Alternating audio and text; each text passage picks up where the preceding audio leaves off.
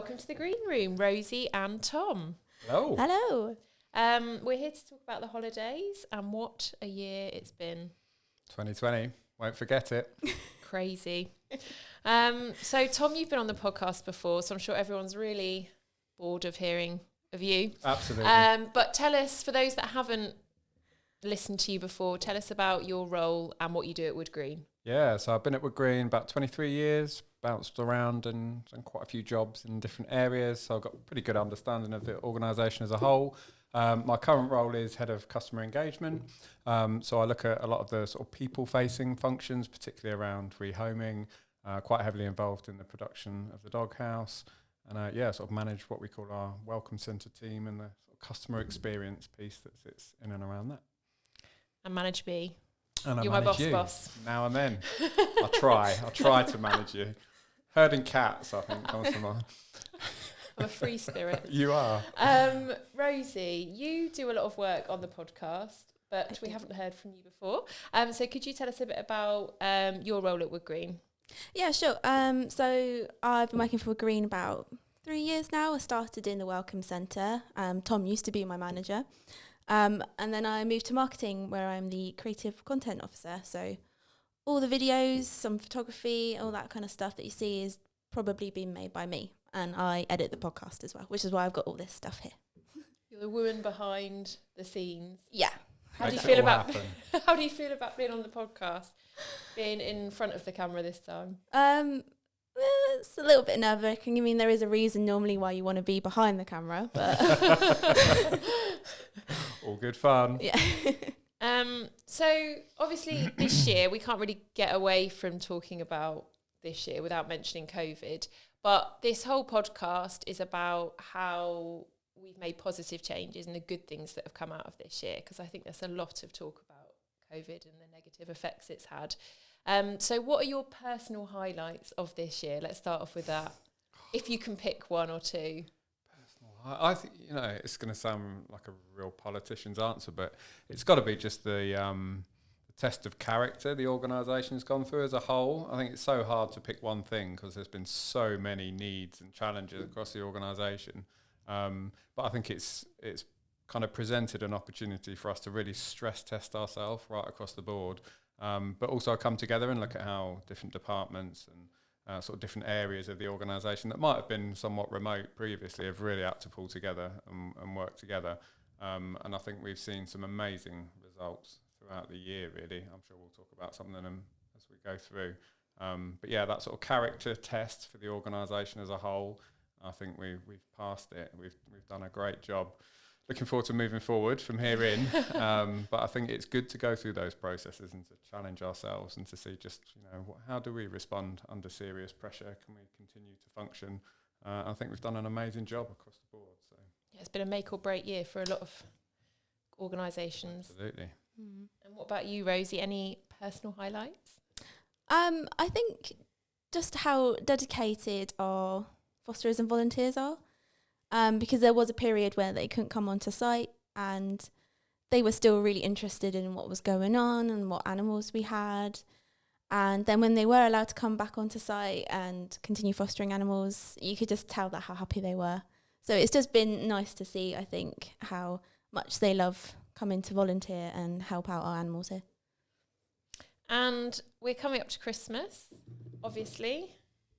Where's your Yeah, Christmas I jumper, know. Tom? Well, I could say my Christmas jumper is like a triple XL, I think. I've only ever had one Christmas jumper in sort of living memory. But yeah, may have lost a little bit of weight this year for various reasons. So yeah, it would have looked quite odd to be a 4 sizes too big jumper on. So yeah, I've let you down today. I've gone with stripy, so I'm kind of almost Matching there. Rosie. I've got knitwear at least. So, yeah, a lot's happened this year and a lot's changed this year. I mean, Tom, from a Welcome Centre point of view, I'm not one for change. I like being safe and sat where I am. So it's been like hard on a lot of people that have worked here for quite a number of years, hasn't it? Yeah. And it's, although we have made changes to some degree, they've all been quite slowly introduced and we've all had time to get used to it. And this year has just been completely opposite to that, hasn't it? Baptism of fire. Yeah, absolutely. And in what ways has the Welcome Centre had to change? I mean, I know a lot of people have had to work from home. That's been a massive change for a lot of people. Yeah, I think it's really hard to capture it actually succinctly, but it's really turned our operating model on its head. I mean, it's hard to kind of describe just how significant that is.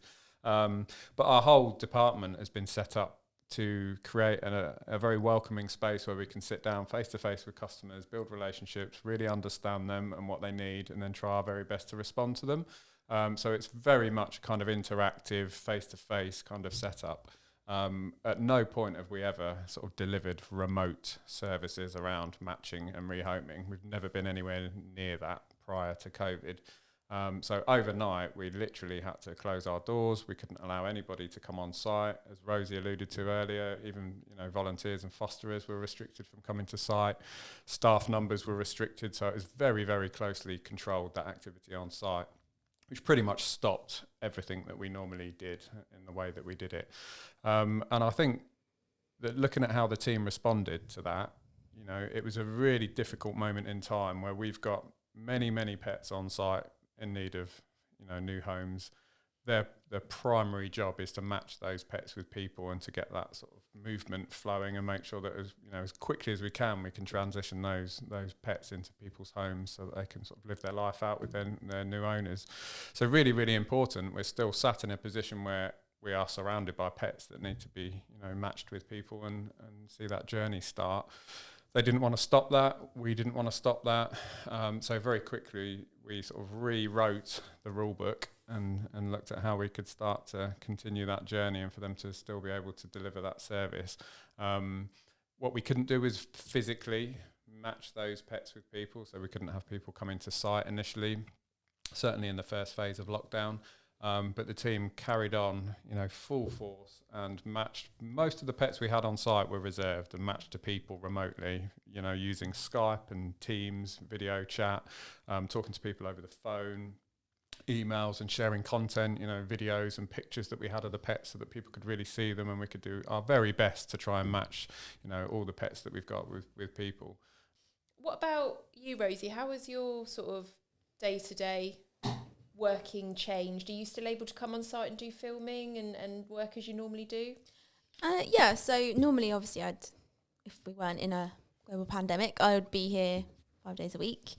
So I kind of scaled it back a little bit and only come in 2 to 3 times a week.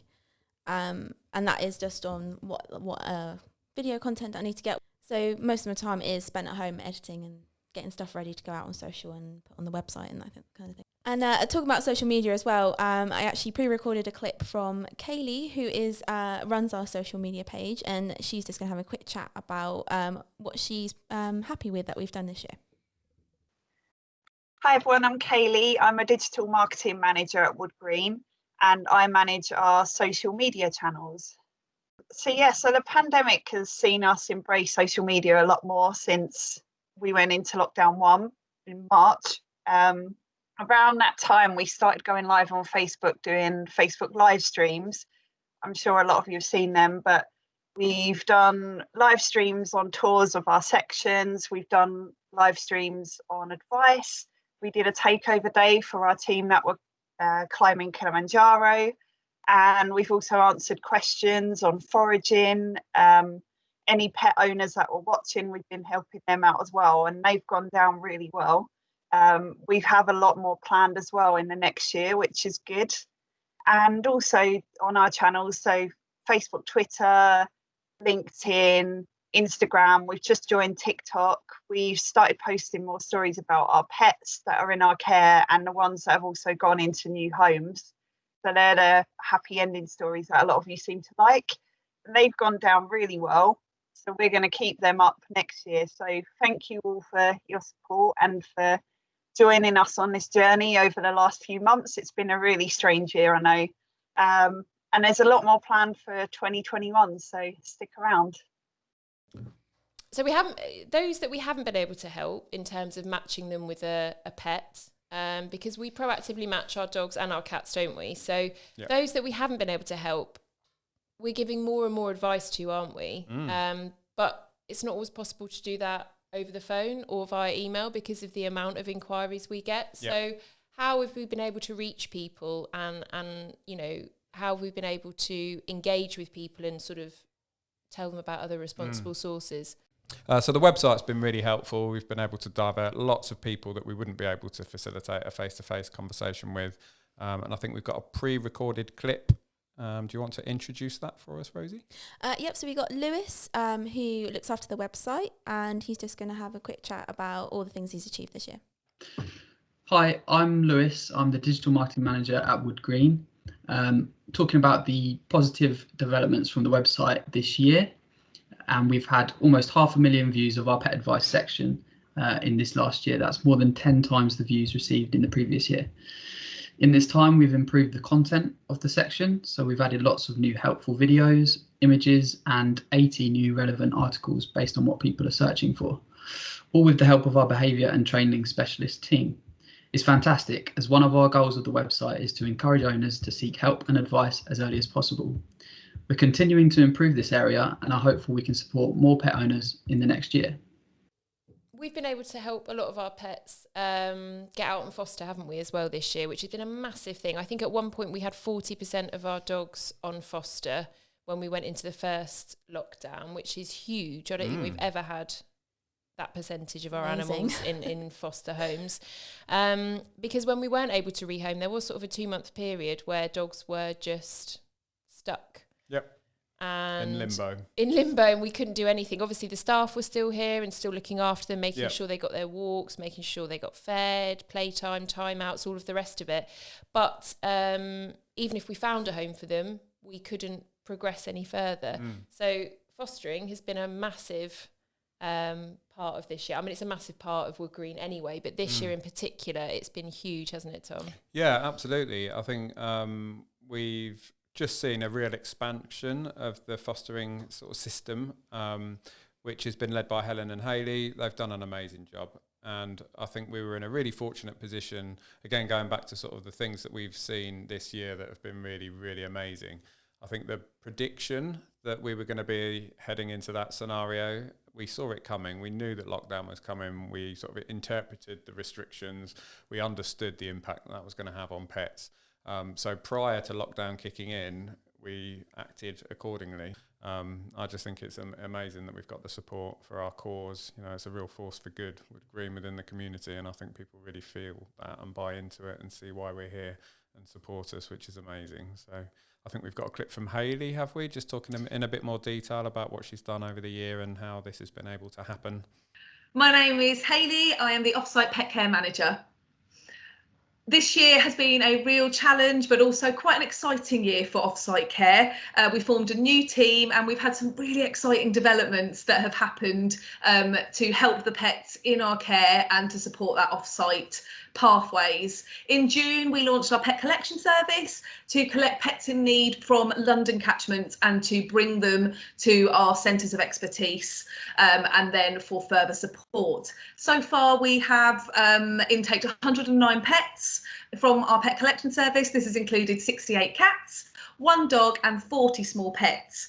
Quite often the animals that are coming in from our pet collection service are in quite desperate situations and really needing our support quickly. This has included strays, abandoned animals, and working with outreach with some referrals, and we're able to access the on-site care or the foster home care the same day when those animals have arrived to make sure each individual animal's care is prioritised. Our pet collection service driver, Martin, was awarded our Woodgreenie of the Year this year for his dedication to the pet collection service, which is a really high accolade and something very much deserved for the amount of pets that we've been able to support through this service this year, and we're looking forward to it growing next year. Our foster home care requests went up this year by 50% during lockdown, and we were able to support more pets than we ever have with foster care. During April and May, we actually had more animals off-site in our fosterers' care than we did on-site at the centre, and this is the first time that that's happened. This year we've seen less kittens, and this has meant that we've been able to support more adult cats this year in our care. Those cats that maybe are getting a bit stressed, cats who might need farm cat assessments, those with over-grooming or medical conditions, and it's been a really good opportunity for us to be able to support more of those higher end need cats with foster care. We've also supported more dogs, both those for Doghouse and also for higher end need dogs who've really needed the extra support of a foster home carer during their time with us. Our small animals care has also increased. We've been looking at how to increase fosterers of specific species of small animals where we have long waiting lists, such as our Doghouse. And this is something we will be continuing in the next year. So it's been a really exciting year for Offsite Care. We're excited about what it will bring for both our pet collection service, our foster home care pathway, and also our owner home care pathways in 2021. And we thank all of our fosterers for their support during this time.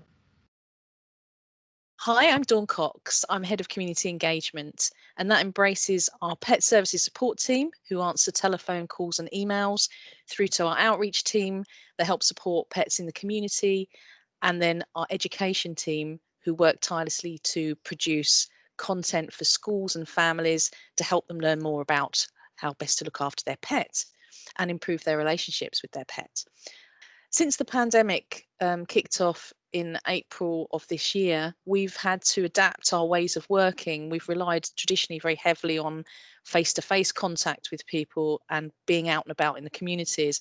But I'm very proud of the team because they've been able to swiftly adapt to working in ways online, using telephone and WhatsApp to communicate with people, to offer support, and just really pushing through and reaching more people and helping more pets. And that's translated in terms of we've had 30% increase in inquiries through phone, email and online that the Pet Services Support team have triaged out into other products and services that the charity can offer. And a good example of that is, our aim ultimately is to try and help keep pets in homes when that's the right thing. But in some cases, it may be that it is the right thing to look at pet relinquishment for that individual case and helping that person, guiding them through that process of giving up their pet. Ultimately, outreach have traditionally operated, as we said, out and about in the field. They have a community vehicle, so we've looked at adapting the vehicle with good old Perspex screens to ensure that anything we do is COVID secure. And we've been able to reach more people than ever before. So it's a real testament to all of the people in the team and developing our workshops as well and educational resources so that they're more accessible online, again, to help people who are perhaps home learning or just want to be able to access that sort of information. So just to give you a roundup of what we've achieved across the team since April this year, we've helped 3,188 pets, which represents a 30% increase on the same period in the previous year. We've delivered 148 online consultations. We carried out 363 home visits and 46 health and wellbeing checks in the community. We supplied emergency pet food for 1,181 pets, and we've provided 1,335 digital workshops for families and schools, and that's just since we started delivering these in September. So I'm sure you'll agree, it's been a real testament to the team and the dedication of everyone at Woodgreen, and I hope you will have a lovely Christmas and we will carry on, crack on in the new year.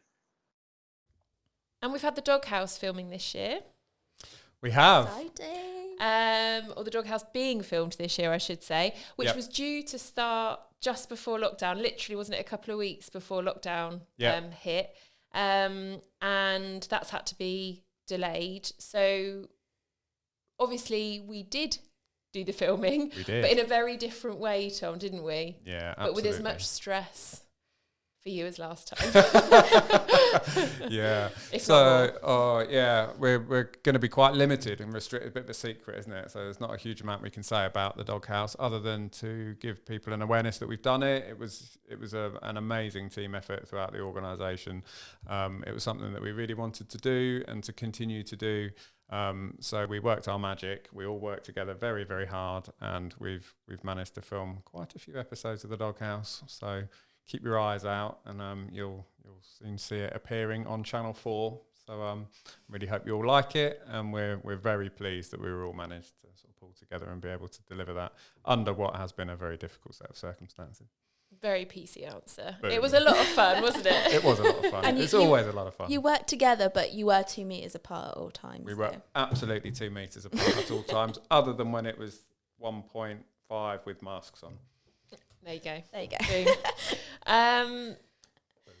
And we can't talk about this year, can we, Tom, without mentioning the amazing work that our care staff have given our pets, dogs, cats and small animals across site. I mean, you know, during lockdowns, furloughing, all the rest of it, they still had to do their job day in, day out, socially distanced at times. But, you know, the animals are still here and they still need our help. So can you talk a bit about what they've been through and how they've had to overcome some challenges this year? Yeah, absolutely. As you say, you know, life doesn't change from a pet perspective. They're here with us. You know, we've got kennels with dogs, we've got catteries with the cats in, we've got small pets. You know, we're not the type of organisation that can just close and work from home in its entirety. It's just not possible. So there's been really key staff that have worked throughout the organisation in those roles that we really, you know, there's no other option but to come to site and to manage the sort of work and make sure that the pets are well cared for, that, you know, they're from a well-being perspective. They're going to be here longer, they're going to be in kennels longer. Obviously, we tried to head some of that off with the fostering, but that still left quite a large number of dogs and cats and smalls on site that still needed that day-to-day care and attention and medical intervention, etc. So, you know, life doesn't stop from that perspective, and the staff did an amazing job.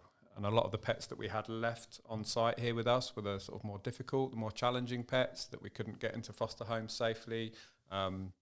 So, you know, they're still going through their rehabilitation for behavioural difficulties and complexities. So still a huge amount of work that was done on site under really difficult circumstances. And so they did an amazing job under very difficult circumstances. And I certainly know that all the pets appreciated them, and I'm sure all of us do as well. So yeah, it's an amazing display of kind of courage and determination and commitment. It was brilliant. And the same with our surgery department, Rosie, as well, because they still had to continue working, obviously, under very difficult circumstances and a limited capacity in some areas. But still, you know, the animals coming in still needed health checks. They still needed treatment. They still needed operations in emergency situations. So they still had to come in and do their normal job as well. Yeah, and I mean, just like the care staff, they're so dedicated to the animals on site that it was just, let's just get on with it. So even though they had to, you know, reduce back a little bit, they still were here every day and really dedicated and caring. So I think everyone, all the care staff here and the surgery staff, all deserve like a massive round of applause, because Absolutely. we wouldn't keep running without them. And let's not forget that the care staff are going to be here on Christmas and Boxing Day as well. Absolutely, absolutely. I mean, we used to work obviously in the care staff, Rosie, and worked together for a little while. And we know, you know, working Christmas is not ideal, but we all actually really enjoy it. I mean, you've done it many times as well, Tom. I think in a way it kind of brings us closer together, that Christmas spirit. Everyone's in it together, and we make it a really fun experience. And we want to make it amazing for the dogs as well, don't we, that have to spend Christmas here and don't have a home, or we haven't been able to place in a home before Christmas. Well, thank you very much for joining me today to talk about this year. I know there's probably lots more we could talk about, but it was good to get a feel of what we've been through as an organisation and as a team, and that we're all still super excited for Christmas and we're still carrying on as normal. Absolutely. If you'd like to ask any questions, please do so. You can email us at info@woodgreen.org.uk. We'd love to hear from you. Just if you want to find out a bit more about what we do here, get a bit of advice about your pet or anything else, please do contact us. We'd love to hear from you. Thank you very much, guys. Merry Christmas. Thanks. Merry Christmas. Merry Christmas. See you next year. Hi guys, Editor Rosie here. We just want to say thank you so much for listening to the podcast this year. It's been a really exciting project, and we have a lot more planned for next year. So from behalf of me and all the podcast team, we want to wish you a Merry Christmas and a Happy New Year.